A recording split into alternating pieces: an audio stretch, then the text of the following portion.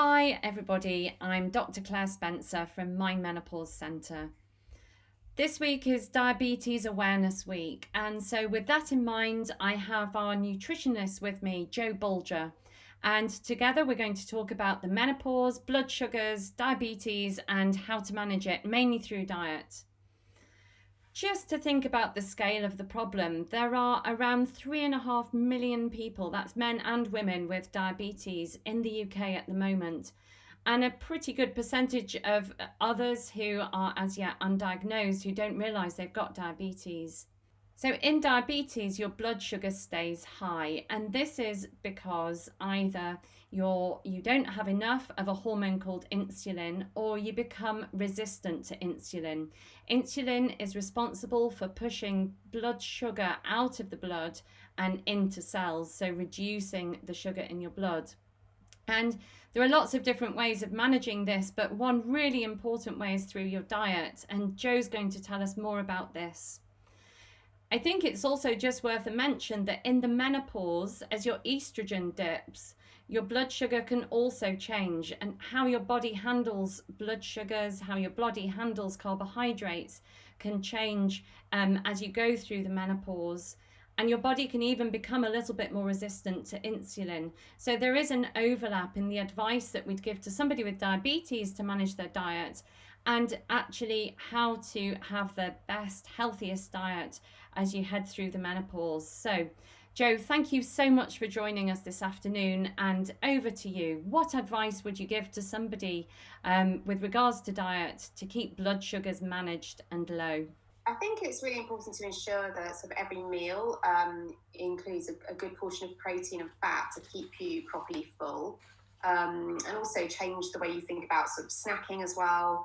If you get sugar cravings, rather than reach for sort of sugary snacks and crisps and fatty foods, is to sort of have potentially an apple with some almond butter or some cottage cheese on an oat cake, hummus and carrot sticks, that type of thing. But it's really important that you manage your carbohydrate intake, and my strategy is all about reducing and not completely eliminating carbohydrates, but really taking them down quite a notch.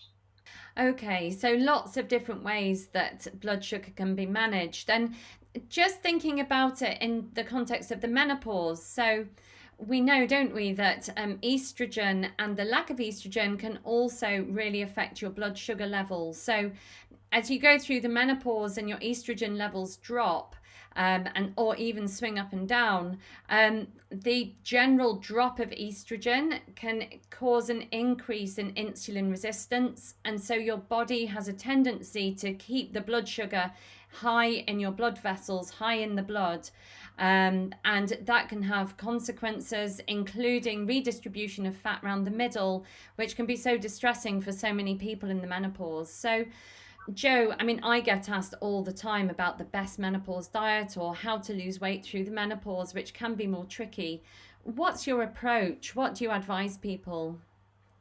Yeah, I think it's right. You mentioned the abdominal weight gain, the belly fat, which is really common both in menopause and also in women with diabetes, as we become more resistant to the insulin.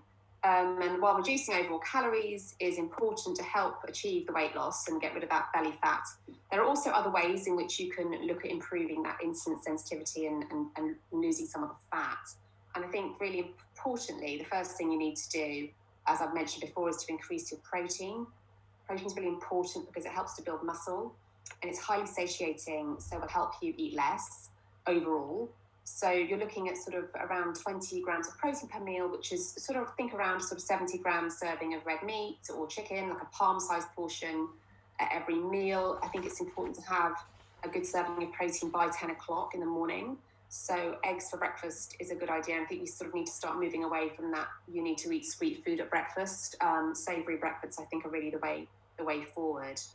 I also think it's really important to, obviously, to be healthy in any way at any age, to really start reducing and hopefully eliminating as much concentrated sugar as possible. That's high sugar from soft drinks, desserts, sweetened yogurts, cereals, processed foods.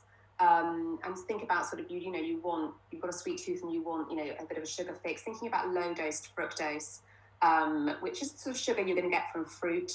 which is good for you, provides beneficial nutrients and fiber. And I think it's looking at the sort of, even within the fruit category, looking at lower fructose fruits like berries, apple and pear, and sort of staying away from the bananas and the mango, melon, figs, the higher sugar, sweeter fruits. Also, another way in which you can both, I think, improve insulin sensitivity and also lose some weight is by fasting. And fasting has sort of become quite sort of trendy, if you like, in recent years. You may have heard of the 5-2 diet or the 16-8 diet. And essentially, when food is restricted, our cells are trained to burn what we call ketones, which are metabolites of fat rather than sugar. So it helps us to lose weight quicker. So the fast also gives our cells a chance to regenerate. So, a good idea can be like having an 8-hour eating window whereby you would finish dinner at 6 o'clock in the evening and you don't eat again until 10 o'clock at night. So most of your fast is happening overnight, so it's relatively easy to do. And the goal of fasting overnight is to go into what we call a state of ketosis. You may have heard of ketosis, which is a healthy metabolic state in which the body is switching from mostly burning sugar to burning ketones, which are fat. So that's sort of another strategy that you can use. But obviously you need to remember that you need to eat well very healthily within the 8-hour window. You can't just like eat sugary snacks in that time. But there's just moving away slightly from the calories in, calories out strategy, which gives a bit more variety. Yes, no, I think that's brilliant. And so lots of different ways in that you can help keep your blood sugar level, which is relevant to diabetes, but also really relevant to the state of having low estrogen levels, having higher insulin resistance as you transition through the menopause. No, that's really helpful, Jo. Thanks so much. And if you had sort of 3 top tips, is that doable? There are so many top tips, aren't there, for people in the menopause thinking about nutrition? I think it's to keep your blood sugar stable, like I said, increase your protein. And women do find it hard sometimes. They're like, it's a bit hard to do, or how do I do that? Or, it's too much meat, or it's too much fish, or it's too many eggs. But it really, will benefit you by as high quality ingredients as possible. You also really need to keep an eye on your carbs, not to take them out completely, because veggies and fruit are good for you. But start like recognizing which is the higher carb and the lower carb, especially if you are diabetic. Think about green leafy vegetables, which are traditionally low carbohydrate, as opposed to potatoes, carrots, parsnips, the root vegetables, which are higher in the carb, and also look like those lower sugar fruits as well. Try and have as high a diversity, I'd say, of low sugar fruits and veg in your diet for your gut and to help keep you moving. Yes. And also exercise. Yes. Talk about food without talking about exercise, and moving your body is a great way to improve insulin sensitivity. It improves the glucose uptake into the cells, and also helps to build muscle, which also helps with this. And it's just to move as much as you can, whichever exercise works for you. Yes, completely, and helps you feel much better about yourself as well, doesn't it? Yeah, no, Jo, thank you. That's really helpful. I think from my menopause doctor point of view, I think it may be just worth saying that some women are worried about taking HRT if they're diabetic, but you absolutely can. And actually HRT can help. It can have marginal gains in terms of helping manage blood sugars as well. So just to throw that in, so there are so many different options, different ways of managing the menopause.